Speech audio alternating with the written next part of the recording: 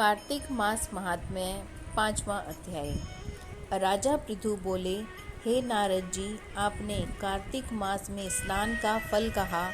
अब अन्य मासों में विधि पूर्वक स्नान करने की विधि, नियम और उद्यापन की विधि भी बताइए।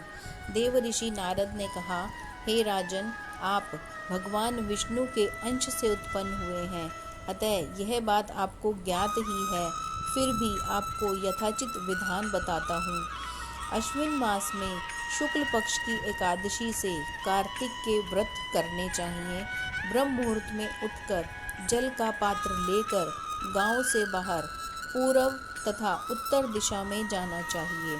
दिन में या सायंकाल में कान में जनेऊ चढ़ाकर, पृथ्वी पर घास बिछाकर, सिर को वस्त्र से ढककर, मुंह को भली भांति बंद करके, थूक व सांस को रोककर मल व मूत्र का त्याग करना चाहिए। तत्पश्चात मिट्टी व जल से भली भांति अपने गुप्तांगों को धोना चाहिए। उसके बाद जो मनुष्य मुख शुद्धि नहीं करता, उसे किसी भी मंत्र का फल प्राप्त नहीं होता है। अतः दांत और जीभ को पूर्ण रूप से शुद्ध करना चाहिए और निम्नलिखित मंत्र का उच्चारण करते हुए दातुन तोड़नी चाहिए। हे वनस्पतिये, आप मुझे आयु, कीर्ति, तेज, प्रज्ञा, पशु, संपत्ति, महाज्ञान, बुद्धि और विद्या प्रदान करो। इस प्रकार उच्चारण करके वृक्ष से 12 अंगुल की दातुन लें। दूध वाले वृक्षों से दातुन नहीं लेनी चाहिए। इसी प्रकार कपास, कांटेदार वृक्ष तथा जले हुए वृक्ष से भी दातुन लेना मना है। जिससे उत्तम गंध आती हो और जिसकी टहनी कोमल हो, ऐसे ही वृक्ष से दंत धावन ग्रहण करना चाहिए। प्रतिपदा, अमावस्या, नवमी, छठी, रविवार को चंद्र तथा सूर्य ग्रहण में दातुन नहीं करनी चाहिए।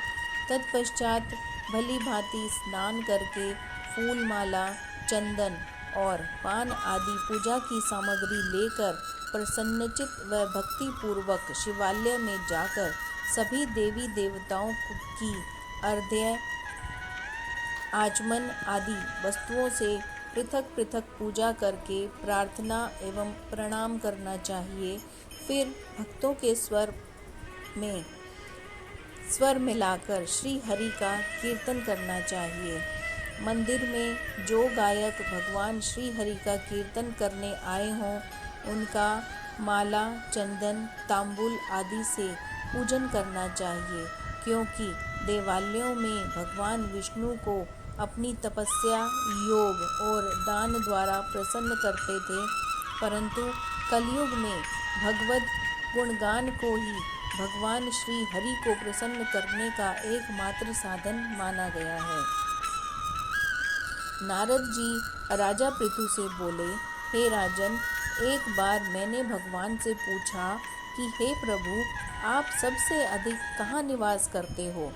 इसका उत्तर देते हुए भगवान ने कहा, हे नारद, मैं वैकुंठ या योगियों के हृदय में ही निवास नहीं करता, अपितु जहाँ मेरे भक्त मेरा कीर्तन करते हैं, मैं वहाँ अवश्य निवास करता हूँ। जो मनुष्य चंदन, माला आदि से मेरे भक्तों का पूजन करते हैं, उनसे मेरी ऐसी प्रीति होती है जैसे कि मेरे पूजन से भी नहीं हो सकती।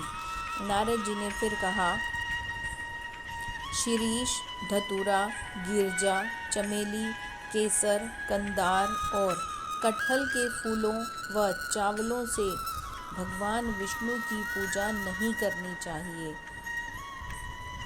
अड़हल, कंद, गिरीश, जूही, मालती और केवड़ा के पुष्पों से भगवान शंकर की पूजा नहीं करनी चाहिए।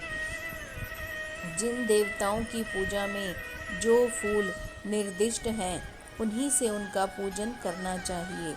पूजन समाप्ति के बाद भगवान से क्षमा प्रार्थना करनी चाहिए।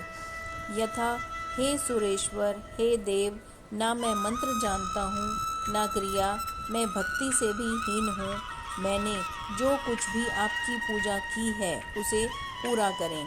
ऐसी प्रार्थना करने के पश्चात भगवान को प्रणाम करके भगवत कीर्तन करना चाहिए, श्री हरि की कथा सुननी चाहिए और प्रसाद ग्रहण करना चाहिए।